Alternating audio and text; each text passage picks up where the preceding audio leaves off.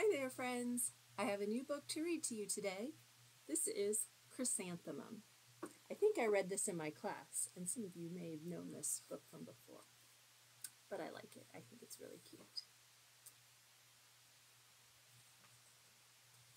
I missed the first page.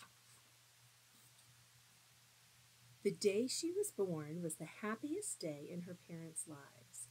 "She's perfect," said her mother. "Absolutely," said her father. And she was. She was absolutely perfect. "Her name must be everything she is," said her mother. "Her name must be absolutely perfect," said her father. And it was. Chrysanthemum. Her parents named her Chrysanthemum. Chrysanthemum grew and grew, and when she was old enough to appreciate it, Chrysanthemum loved her name. She loved the way it sounded when her mother woke her up. She loved the way it sounded when her father called her for dinner. And she loved the way it sounded when she whispered it to herself in the bathroom mirror. Chrysanthemum, chrysanthemum, chrysanthemum. Chrysanthemum loved the way her name looked when it was written with ink on an envelope. She loved the way it looked when it was written with icing on her birthday cake. And she loved the way it looked when she wrote it herself with her fat orange crayon. Chrysanthemum, chrysanthemum, chrysanthemum.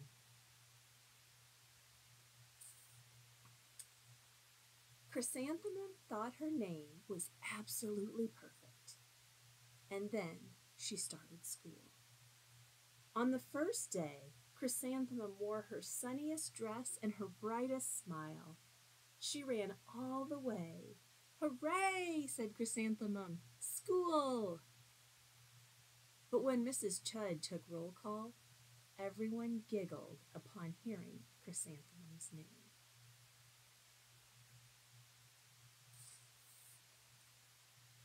"It's so long," said Joe. "It scarcely fits on your name tag," said Rita, pointing. "I'm named after my grandmother," said Victoria. "You're named after a flower." Chrysanthemum wilted. She did not think her name was absolutely perfect. She thought it was absolutely dreadful. The rest of the day was not much better. During nap time, Victoria raised her hand and informed Mrs. Chud that Chrysanthemum's name was spelled with 13 letters. "That's exactly half as many letters as there are in the entire alphabet," Victoria explained. "Thank you for sharing that with us, Victoria," said Mrs. Chud. "Now put your head down."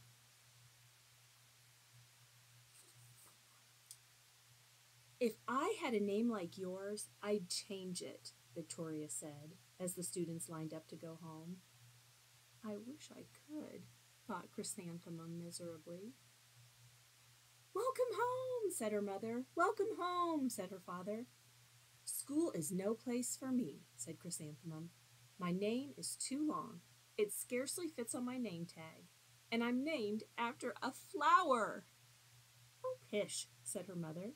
"Your name is beautiful." "And precious and priceless and fascinating and winsome," said her father. "It's everything you are," said her mother. "Absolutely perfect," said her father. Chrysanthemum felt much better after her favorite dinner, macaroni and cheese with ketchup, and an evening filled with hugs and kisses and parcheesi. That night, Chrysanthemum dreamed that her name was Jane. It was an extremely pleasant dream.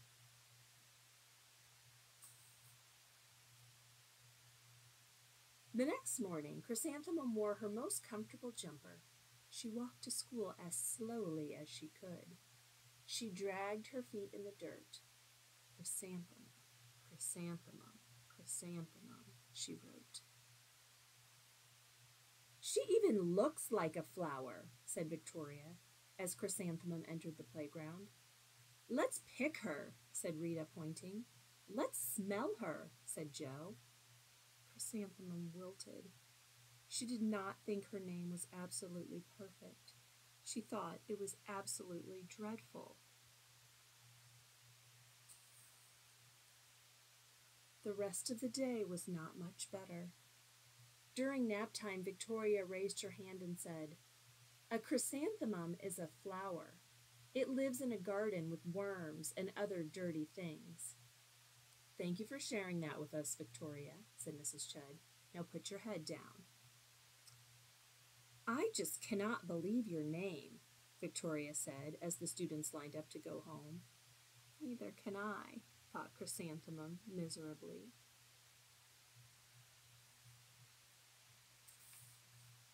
"Welcome home," said her mother. "Welcome home," said her father. "School is no place for me," said Chrysanthemum. "They said I even look like a flower. They pretended to pick me and smell me." "Oh, pish," said her mother. "They're just jealous." "And envious and begrudging and discontented and jaundiced," said her father. "Who wouldn't be jealous of a name like yours?" said her mother. "After all, it's absolutely perfect," said her father. Chrysanthemum felt a trifle better after her favorite dessert, chocolate cake with buttercream frosting, and another evening filled with hugs and kisses and parcheesi.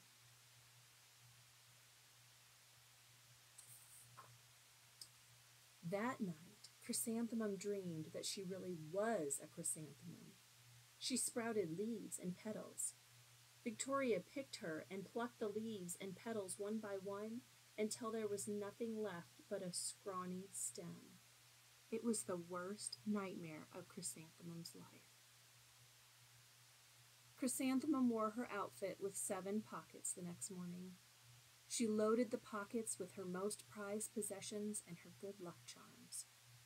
Chrysanthemum took the longest route possible to school. She stopped and stared at each and every flower. "Chrysanthemum, chrysanthemum, chrysanthemum," the flowers seemed to say.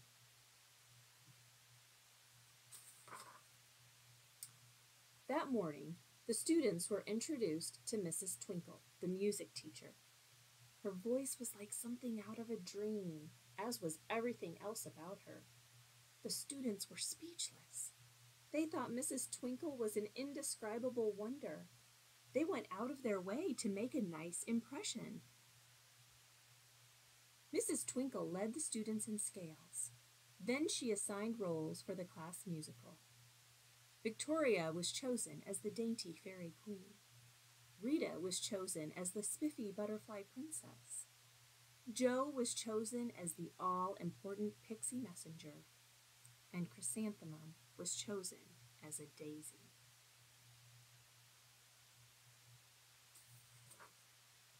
"Chrysanthemum's a daisy, chrysanthemum's a daisy," Jo, Rita, and Victoria chanted, thinking it wildly funny.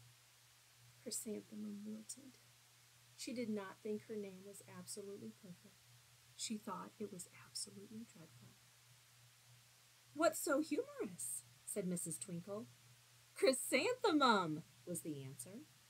"Her name is so long," said Jo. "It scarcely fits on her name tag," said Rita, pointing. "I'm named after my grandmother," said Victoria. "She's named after a flower." "My name is long," said Mrs. Twinkle. "It is?" said Jo. "My name would scarcely fit on a name tag," said Mrs. Twinkle. "It would?" said Rita, pointing. "And," said Mrs. Twinkle, "I'm named after a flower, too." "You are?" said Victoria. "Yes," said Mrs. Twinkle. "My name is Delphinium. Delphinium Twinkle. And if my baby is a girl, I'm considering Chrysanthemum as a name. I think it's absolutely perfect." Chrysanthemum could scarcely believe her ears. She blushed, she beamed, she bloomed. Chrysanthemum, chrysanthemum, chrysanthemum. Jo, Rita, and Victoria looked at Chrysanthemum longingly. "Call me Mary," Marigold, said Joe. I'm Carnation, said Rita, pointing. My name is Lily of the Valley, said Victoria. Chrysanthemum did not think her name was absolutely perfect. She knew it.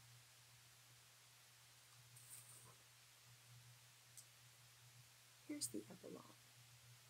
Overall, the class musical was a huge success. Chrysanthemum was absolutely perfect as a daisy. Victoria made the only mistake. She completely forgot her lines as the dainty fairy queen.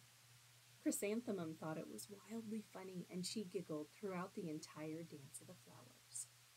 Eventually, Mrs. Twinkle gave birth to a healthy baby girl, and of course, she named her Chrysanthemum.